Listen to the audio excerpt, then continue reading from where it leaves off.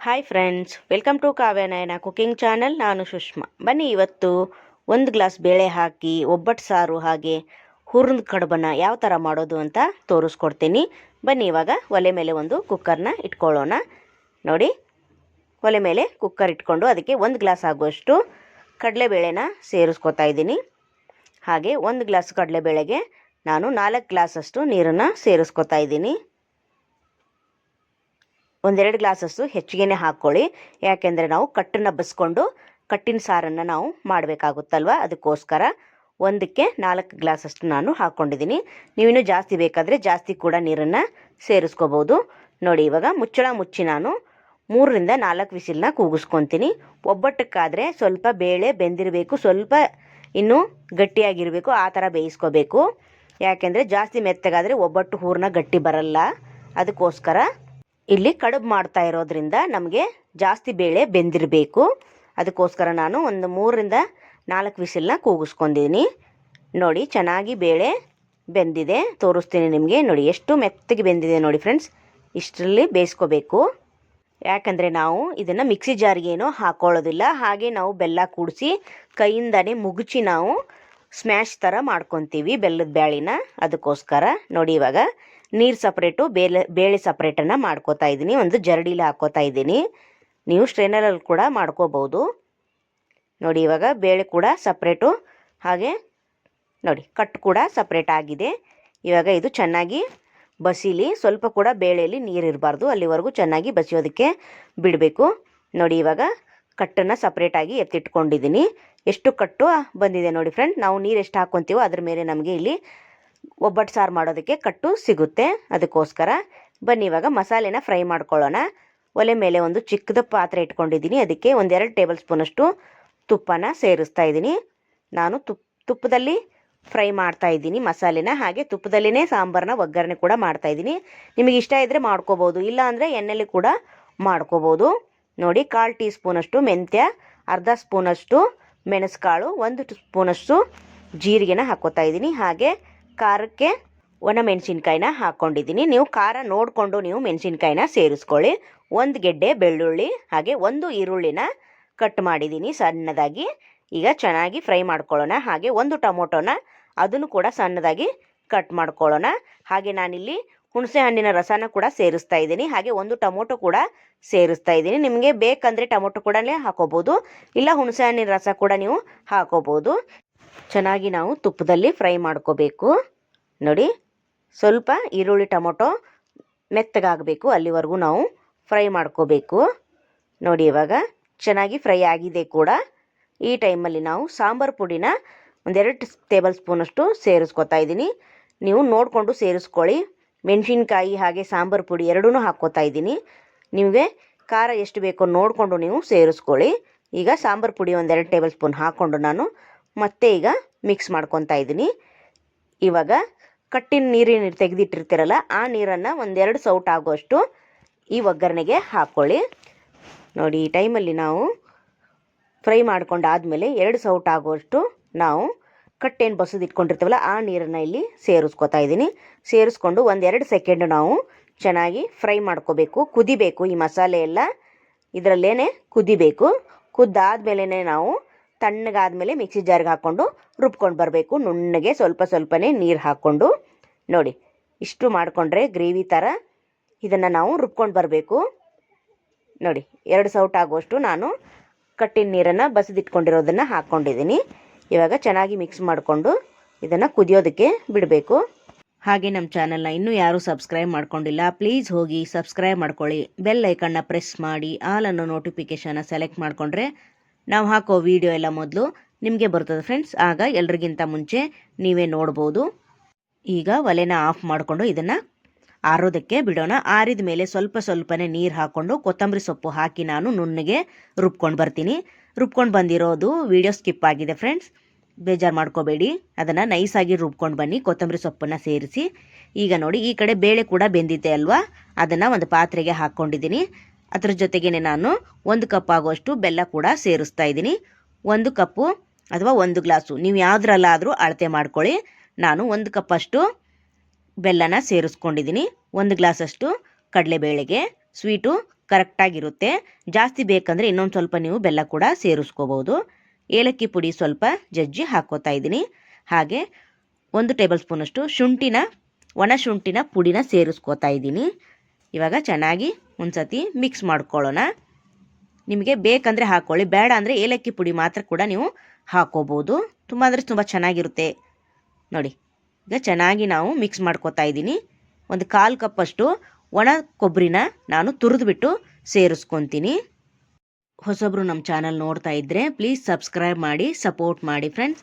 ಹಾಗೆ ನಿಮ್ಮ ಫ್ರೆಂಡ್ಸ್ ಫ್ಯಾಮಿಲಿಗೂ ಕೂಡ ಶೇರ್ ಮಾಡಿ. ಆದಷ್ಟು ನಾವು ಸಿಂಪಲ್ಲಾಗಿ ಅಡುಗೆಗಳನ್ನು ಮಾಡಿ ತೋರಿಸ್ತಾ ಇರ್ತೀವಿ. ನಿಮ್ಮ ಒಂದೊಂದು ಕಮೆಂಟು ಕೂಡ ನಮಗೆ ತುಂಬ ಮುಖ್ಯ ಆಗುತ್ತೆ. ನಿಮ್ಮ ಒಂದೊಂದು ಕಮೆಂಟು ನೋಡಿ ತುಂಬ ನನಗೆ ಮನಸ್ಸಿಗೆ ಖುಷಿ ಕೂಡ ಆಗುತ್ತೆ. ಅಷ್ಟು ಒಳ್ಳೊಳ್ಳೆ ಕಮೆಂಟ್ಗಳನ್ನ ಮಾಡ್ತೀರಾ ಫ್ರೆಂಡ್ಸ್. ನಿಮಗೆ ತುಂಬ ಹೃದಯದ ಧನ್ಯವಾದಗಳು. ಇದೇ ಥರ ನಮ್ಮ ಚಾನಲ್ ಮೇಲೆ ನಿಮ್ಮ ಸಪೋರ್ಟ್ ಇರಲಿ ಅಂತ ನಾನು ಕೇಳ್ಕೊತೀನಿ. ನೋಡಿ, ಇವಾಗ ಕೊಬ್ಬರಿನೂ ಹಾಕಿದ್ದಾದಮೇಲೆ ಚೆನ್ನಾಗಿ ಮಿಕ್ಸ್ ಮಾಡ್ಕೊಂಡಿದ್ದೀನಿ. ಈಗ 1-2 ಸೆಕೆಂಡು ನಾವು ಚೆನ್ನಾಗಿ ಲೋ ಫ್ಲೇಮಲ್ಲೇ ಬೇಯಿಸ್ಕೋಬೇಕು. ತಳ ಬಿಡಬೇಕು. ನಮಗೆ ಇಲ್ಲಿ ಗಟ್ಟಿಯಾಗಿ ಬರಬೇಕು. ಅಲ್ಲಿವರೆಗೂ ನಾವು ಲೋ ಫ್ಲೇಮಲ್ಲೇ ನಾವು ಕೈ ಬಿಡ್ದಂಗೆ ಮಿಕ್ಸ್ ಮಾಡ್ತಾನೆ ಇರಬೇಕು. ನಾವು ಮಿಕ್ಸಿಗೇನು ಹಾಕೊಳ್ಳೋಂಗೇ ಇಲ್ಲ. ಹಾಗೆ ನೋಡಿ ಕೈಯಿಂದನೇ ಸ್ಮ್ಯಾಶ್ ಥರ ಮಾಡ್ಕೋಬೋದು. ನೀವು ಒಬ್ಬಟ್ಟು ಮಾಡೋದಾದರೆ ಮಿಕ್ಸಿ ಜಾರಿಗೆ ಹಾಕ್ಕೋಬೋದು. ನಾನು ಹೂರ್ಣದ ಕಡುಬು ಮಾಡ್ತಾ ಇರೋದ್ರಿಂದ ಮಿಕ್ಸಿ ಜಾರಿಗೆ ಹಾಕೋತಾ ಇಲ್ಲ ಫ್ರೆಂಡ್ಸ್. ಮಸಾಲೆ ಕೂಡ ರುಬ್ಕೊಂಡು ಬಂದಿದ್ದಾಗಿದೆ. ಬೇಳೆ ಕೂಡ ತಣ್ಣಗಾಗಲಿ. ಈಗ ಸಾಂಬಾರಿಗೆ ನಾವು ಒಗ್ಗರಣೆ ಮಾಡ್ಕೊಳ್ಳೋಣ. ನೋಡಿ, 2 ಟೇಬಲ್ ಸ್ಪೂನಷ್ಟು ತುಪ್ಪನ ಸೇರಿಸ್ತಾ ಇದ್ದೀನಿ. ನಾನು ಮುಂಚೆನೇ ಹೇಳಿದ ಹಾಗೆ ತುಪ್ಪದಲ್ಲೇ ನಾನು ಒಗ್ಗರಣೆ ಮಾಡ್ತಾ ಇದ್ದೀನಿ ಫ್ರೆಂಡ್ಸ್. ನಿಮಗೆ ಬೇಕಂದರೆ ನೀವು ಎಣ್ಣೆ ಕೂಡ ಹಾಕೋಬೋದು. ತುಪ್ಪದಲ್ಲಿ ಮಾಡಿದ್ರೆ ಒಬ್ಬಟ್ಟು ಸಾರು ತುಂಬ ರುಚಿಯಾಗಿರುತ್ತೆ. ನೋಡಿ, 1 ಟೇಬಲ್ ಸ್ಪೂನಷ್ಟು ಜೀರಿಗೆನ ಹಾಕ್ಕೊಂಡಿದ್ದೀನಿ. ಜೀರಿಗೆ ಚೆನ್ನಾಗಿ ಫ್ರೈ ಆದಮೇಲೆ ಬ್ಯಾಡಗಿ ಮೆಣಸಿನ್ಕಾಯಿನ ಒಂದು ಮುರಿದ್ಬಿಟ್ಟು ಹಾಕೋತಾ ಇದ್ದೀನಿ. ಹಾಗೆ 1 ಗೆಡ್ಡೆ ಬೆಳ್ಳುಳ್ಳಿನ ಸಣ್ಣದಾಗಿ ಸ್ವಲ್ಪ ಜಜ್ಜಿದ್ದೀನಿ. ಅದನ್ನು ಕೂಡ ಸೇರಿಸ್ಕೊಂಡು ಚೆನ್ನಾಗಿ ಫ್ರೈ ಮಾಡ್ಕೊಳ್ಳೋಣ. ಒಬ್ಬಟ್ಟು ಸಾರಿಗೆ ಬೆಳ್ಳುಳ್ಳಿ ಎಷ್ಟು ಹಾಕ್ತೀವೋ ಅಷ್ಟು ರುಚಿ ಕೊಡುತ್ತೆ. ಅದಕ್ಕೋಸ್ಕರ ನಾನು ಅಲ್ಲೊಂದು ಗೆಡ್ಡೆ ಬೆಳ್ಳುಳ್ಳಿನ ಫ್ರೈ ಮಾಡೋದ್ರಲ್ಲಿ ಹಾಕಿದ್ದೆ. ಈಗ ಒಗ್ಗರಣೆಗೂ ಕೂಡ 1 ಗೆಡ್ಡೆ ಬೆಳ್ಳುಳ್ಳಿನ ಹಾಕ್ಕೊಂಡಿದ್ದೀನಿ. ನೋಡಿ, ಇವಾಗ ಚೆನ್ನಾಗಿ ಫ್ರೈ ಆಗಿದೆ. ಈಗ ನಾವು ಕಟ್ಟಿನ ಸಾರಕ್ಕೆ ತಗೊಂಡು ಇಟ್ಕೊಂಡಿದ್ವಲ್ಲ ಆ ನೀರನ್ನು ಇಲ್ಲಿ ಸೇರಿಸ್ಕೊತೀನಿ. ನಮ್ಮ ಉತ್ತರ ಕರ್ನಾಟಕದ ಸ್ಪೆಷಲ್ ನಾನು ಕಟ್ಟಿನ ಸಾರು ಹಾಗೆ ಹೂರ್ಣದ ಕಡುಬನ್ನು ಯಾವ ಥರ ಮಾಡೋದು ಅಂತ ನಾನು ತೋರಿಸ್ಕೊಡ್ತಾ ಇದ್ದೀನಿ. ಸಿಂಪಲ್ಲಾಗಿ ತೋರಿಸ್ಕೊಡ್ತೀನಿ ಫ್ರೆಂಡ್ಸ್. ಯಾರು ಬೇಕಾದರೂ ಈಸಿಯಾಗಿ ಮಾಡ್ಕೋಬೋದು. ತುಂಬ ಅಂದರೆ ತುಂಬ ಈಸಿಯಾಗಿರುತ್ತೆ. ತುಂಬ ರುಚಿಯಾಗಿ ಕೂಡ ನಾವು ಮಾಡ್ತೀವಿ. ಈಗ ಮಸಾಲೆ ಕೂಡ ಸೇರಿಸ್ಕೊತಾ ಇದ್ದೀನಿ. ತುಂಬ ಮಸಾಲೆ ಕೂಡ ಆಗಲ್ಲ ಫ್ರೆಂಡ್ಸ್, ತುಂಬ ರುಚಿಯಾಗಿರುತ್ತೆ. ನೋಡಿ, ಇವಾಗ ಚೆನ್ನಾಗಿ ಮಿಕ್ಸ್ ಮಾಡ್ಕೊಳ್ಳೋಣ. ನಿಮಗೆ ಇಲ್ಲಿ ನೀರು ಜಾಸ್ತಿ ಹಾಕೋಬೇಕನ್ಸಿದ್ರೆ ಏನು ಮಾಡಬೇಕಂದ್ರೆ ಬಿಸಿನೀರಲ್ಲಿ ಕಾಯಿಸಿ ಹಾಕೋಬೇಕು. ತಣ್ಣೀರಲ್ಲಿ ಯಾವಾಗಲೂ ಸಾಂಬಾರಿಗೆ ಸೇರಿಸಬಾರ್ದು. ನಾನು ಇನ್ನೊಂದು 2 ಗ್ಲಾಸಷ್ಟು ನೀರನ್ನು ಬಿಸಿ ಮಾಡಿ ಈ ಸಾಂಬಾರಿಗೆ ಸೇರಿಸ್ಕೊತೀನಿ. ಜಾಸ್ತಿ ಗಟ್ಟಿನೂ ಅಲ್ಲ, ಈ ಕಡೆ ತೆಳುನೂ ಅಲ್ಲ, ಆ ಥರ ನಾವು ಕಟ್ಟಿನ ಸಾರನ್ನು ಮಾಡ್ಕೋಬೇಕು. ನೋಡಿ, ಇವಾಗ ನಾನು ಬಿಸಿ ಮಾಡಿ ನೀರನ್ನು ಸೇರಿಸ್ಕೊಂಡಿದ್ದೀನಿ. ಇವಾಗ ಚೆನ್ನಾಗಿ ಕುದಿಯಲು ಬಿಡಬೇಕು. ಹಾಗೆ 1/4 ಕಪ್ಪಷ್ಟು ಹುಣಸೆ ಹಣ್ಣಿನ ರಸನ ನಾನು ಸೇರಿಸ್ಕೊತಾ ಇದ್ದೀನಿ. ಮುಂಚೆನೇ ನೆನೆಸಿ ಇಟ್ಟಿದ್ದೆ. ಇವಾಗ ಕಿವುಚಿ ಕ್ಲೀನ್ ಮಾಡಿ ಹಾಕ್ಕೊಂಡಿದ್ದೀನಿ. ಸ್ವಲ್ಪ ಹೂರ್ಣ ಕೂಡ ಸೇರಿಸ್ಕೊತಾ ಇದ್ದೀನಿ. ಹೂರ್ಣ ಹಾಕೋದ್ರಿಂದ ಕಟ್ಟಿನ ಸಾರಿಗೆ ಒಂದು ರುಚಿ ಅಂತ ಬರುತ್ತೆ. ಅಷ್ಟು ಸಖತ್ತಾಗಿರುತ್ತೆ ಫ್ರೆಂಡ್ಸ್. ಈಗ ಚೆನ್ನಾಗಿ ಮಿಕ್ಸ್ ಮಾಡಿಕೊಂಡು ನಾವು ಕುದಿಯೋದಕ್ಕೆ ಬಿಡಬೇಕು. ಖಾರ ಏನಾದರೂ ಕಡಿಮೆ ಅನಿಸಿದ್ರೆ ನೀವು ಖಾರದ ಪುಡಿ ಕೂಡ ಸೇರಿಸ್ಕೋಬೋದು. ನಾನು 1.5 ಟೇಬಲ್ ಸ್ಪೂನಷ್ಟು ಖಾರದ ಪುಡಿನ ಸೇರಿಸ್ಕೊಂಡಿದ್ದೀನಿ. ಹಾಗೆ ರುಚಿಗೆ ತಕ್ಕಷ್ಟು ಉಪ್ಪು ಕೂಡ ಸೇರಿಸ್ಕೊಂಡಿದ್ದೀನಿ ಫ್ರೆಂಡ್ಸ್. ನೋಡಿ, ಇಷ್ಟು ತೆಳುವಾಗಿ ಮೀಡಿಯಮ್ ಆಗಿ ನಾನು ಸಾಂಬಾರನ್ನ ಮಾಡ್ಕೊಂಡಿದ್ದೀನಿ. ತುಂಬ ಗಟ್ಟಿ ಅನಿಸಿದ್ರೆ ಅದು ತಿನ್ನೋಕ್ಕಾಗಲ್ಲ, ಚೆನ್ನಾಗಿರಲ್ಲ. ಕಟ್ಟಿನ ಸಾರು ಅಂದರೆ ತೆಳ್ಳಗೇನೆ ಸೂಪರಾಗಿರುತ್ತೆ.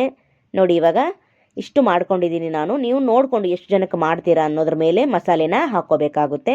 ನೋಡಿ, 1.5 ಟೇಬಲ್ ಸ್ಪೂನಷ್ಟು ಅಚ್ಚ ಖಾರದ ಪುಡಿನ ಸೇರಿಸ್ಕೊತಾ ಇದ್ದೀನಿ. ನೀವಿಲ್ಲಿ ಸಾಂಬಾರು ಪುಡಿ ಇನ್ನೊಂದು ಸ್ವಲ್ಪ ಕೂಡ ಹಾಕೋಬೋದು. ನಾನು ಸಾಂಬಾರು ಪುಡಿ 2 ಚಮಚ ಹಾಕ್ಕೊಂಡಿದ್ದೀನಿ. ಈಗ 1.5 ಚಮಚದಷ್ಟು ಖಾರದ ಪುಡಿ ಕೂಡ ಸೇರಿಸ್ಕೊಂಡಿದ್ದೀನಿ.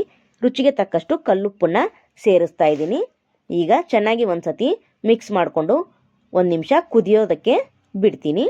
ಬೇಳೆ ಒಬ್ಬಟ್ಟು, ಬೇಳೆ ಕಡುಬು ಅಂದರೆ ಎಲ್ಲರೂ ಜಾಸ್ತಿ ಕೆಲಸ ಅಂತ ಮಾಡೋಕ್ಕೆ ಹೋಗಲ್ಲ. ಅದಕ್ಕೋಸ್ಕರ ತುಂಬ ಈಸಿ ಆಗಲಿ ಅಂತ ನಾನು ತೋರಿಸ್ಕೊಡ್ತಾ ಇದ್ದೀನಿ. ನೋಡಿ, ನಾನು ಎಷ್ಟು ಈಸಿಯಾಗಿ ಕಡುಬನ್ನ ಮಾಡೋದಕ್ಕೆ ತೋರಿಸ್ಕೊಟ್ಟಿದ್ದೀನಿ ಫ್ರೆಂಡ್ಸ್. ನೋಡಿ, ಇವಾಗ ಚೆನ್ನಾಗಿ ಕುದೀತಾ ಇದೆ ಒಬ್ಬಟ್ಟು ಸಾರು. 1-2 ನಿಮಿಷ ಕುದಿಸ್ಕೊಳ್ಳೋಣ. ಈ ಟೈಮಲ್ಲಿ ನೀವು ಉಪ್ಪೇನಾದರೂ ಕಡಿಮೆ ಅನಿಸಿದ್ರೆ ಹಾಕ್ಕೊಳ್ಳಿ. ನೋಡಿ, ಇವಾಗ ಸಾಂಬಾರು ಕೂಡ ಕುದ್ದಿದೆ. ಈಗ ಕೆಳಗಿಳಿಸೋಣ. ನೆಕ್ಸ್ಟು ಕಡುಬನ್ನ ಯಾವ ಥರ ಮಾಡ್ತೀನಿ ಅಂತ ತೋರಿಸ್ಕೊಡ್ತೀನಿ. ಬನ್ನಿ ಫ್ರೆಂಡ್ಸ್. ನೋಡಿ, ಸೂಪರಾಗಿ ಬಂದಿದೆ. ಮಾತ್ರ ಟೇಸ್ಟು ಕೂಡ ಅಷ್ಟೇ ಚೆನ್ನಾಗಿತ್ತು ಫ್ರೆಂಡ್ಸ್. ಉಪ್ಪು, ಖಾರ, ಹುಳಿ ಹದವಾಗಿತ್ತು. ನೀವು ಕೂಡ ಒಂದ್ಸತಿ ಟ್ರೈ ಮಾಡಿ ನೋಡಿ. ನಮ್ಮ ಉತ್ತರ ಕರ್ನಾಟಕದ ಕಡೆ ನಾವು ಯಾವ ಥರ ಮಾಡ್ತೀವಿ ಅಂತ ನಿಮಗೆ ತೋರಿಸ್ಕೊಟ್ಟಿದ್ದೀನಿ. ಕಟ್ಟಿನ ಸಾರು ನೋಡಿ ಎಷ್ಟು ಚೆನ್ನಾಗಿ ಕುದೀತಾ ಇದೆ, ಸೂಪರ್. ನೀವು ಹಸಿ ಕಾಯಿ ತುರಿ ಕೂಡ ನೀವು ಮಿಕ್ಸಿಗೆ ಹಾಕ್ಕೊಂಡು ಸಾಂಬಾರಿಗೆ ಸೇರಿಸ್ಕೋಬೋದು. ಯಾವಾಗಲೂ ಒಂದೇ ಥರ ಮಸಾಲೆನ ರುಬ್ಬಿ ಸಾಂಬಾರು ಮಾಡೋದ್ರಿಂದ ಚೆನ್ನಾಗಿರಲ್ಲ. ಡಿಫ್ರೆಂಟಾಗಿ ಮಾಡಿದ್ರೆ ಯಾವ ಥರ ಇರುತ್ತೆ ಅಂತ ತೋರಿಸ್ಕೊಟ್ಟಿದ್ದೀನಿ ಸುಲಭವಾಗಿ. ಈಗ ಕಟ್ಟಿನ ಸಾಂಬಾರು ರೆಡಿ ಆಯಿತು. ಈಗ ಕಡುಬನ್ನ ಮಾಡೋದಕ್ಕೆ ನಾನು ಹಿಟ್ಟನ್ನು ಮುಂಚೆನೇ ಕಲಸಿ ಇಟ್ಕೊಂಡಿದ್ದೀನಿ. ನಾನು ಗೋಧಿ ಹಿಟ್ಟನ್ನು ಬಳಸಿ ನಾನು ಕಡುಬನ್ನ ಮಾಡ್ತಾಯಿದ್ದೀನಿ. ನೀವು ಮೈದಾ ಹಿಟ್ಟಲ್ಲಿ ಕೂಡ ಮಾಡ್ಕೋಬೋದು. ನೋಡಿ ನಾನೀಗ ಚೆನ್ನಾಗಿ ನಾದ್ಕೊಂಡಿದ್ದೀನಿ, ನೆನೆದಿದೆ ಕೂಡ ಹಿಟ್ಟು. ನೋಡಿ ಇವಾಗ ಮತ್ತೆ ಕಲ್ಲು ಮೇಲೆ ನಾನು ಹಾಕ್ಕೊಂಡು ಮತ್ತೆ ಒಂದೆರಡು ನಿಮಿಷ ಈ ಥರ ನಾದ್ಕೊಂಡು ಒಂದೇ ಒಂದು ಉಳ್ಳಿನ ಚಿಕ್ಕದಾಗಿ ಕಡುಬು ಮಾಡೋ ಸೈಜಲ್ಲಿ ನಾನು ತಗೋತಾ ಇದ್ದೀನಿ. ನೋಡಿ ಇಷ್ಟು ಉಳ್ಳಿ ತಗೊಂಡ್ರೆ ಸಾಕು. ಇದನ್ನು ಹಿಟ್ಟು ಹಚ್ಚಿ ಲಟ್ಟಿಸ್ಕೊಳ್ಳೋಣ. ಹೂರ್ಣ ಕೂಡ ತಣ್ಣಗಾಗಿದೆ. ನೋಡಿ ಒಂದು ಪಾತ್ರೆಯಲ್ಲಿ ಹೂರ್ಣ ಕೂಡ ರೆಡಿ ಮಾಡಿ ಇಟ್ಕೊಂಡಿದ್ದೀನಿ. ನೀವು ನೋಡ್ತಾ ಇದ್ದೀರಾ ಹೂರ್ಣನ ನಾನು ಮಿಕ್ಸಿ ಜಾರಿಗೆ ಹಾಕ್ಕೊಂಡಿಲ್ಲ ಫ್ರೆಂಡ್ಸ್, ಹಾಗೆ ಕೈಯಿಂದಾನೇ ಮುಗ್ಚಿದ್ದೀನಿ. ಬೆಲ್ಲ ಸೇರಿಸಿದ್ದಾದಮೇಲೆ ಇವಾಗ ಲಟ್ಟಿಸ್ಕೊಳ್ಳೋಣ ಬನ್ನಿ. ನೋಡಿ ರೌಂಡಾಗಿ ನಾವು ಎಲೆನ ಲಟ್ಟಿಸ್ಕೋಬೇಕು. ನೀವು ಎಣ್ಣೆ ಆದರೂ ಹಚ್ಚಿ ಲಟ್ಟಿಸ್ಕೋಬೋದು. ನಾನು ಹಿಟ್ಟು ಹಚ್ಚಿ ಲಟ್ಟಿಸ್ಕೋತಾ ಇದ್ದೀನಿ.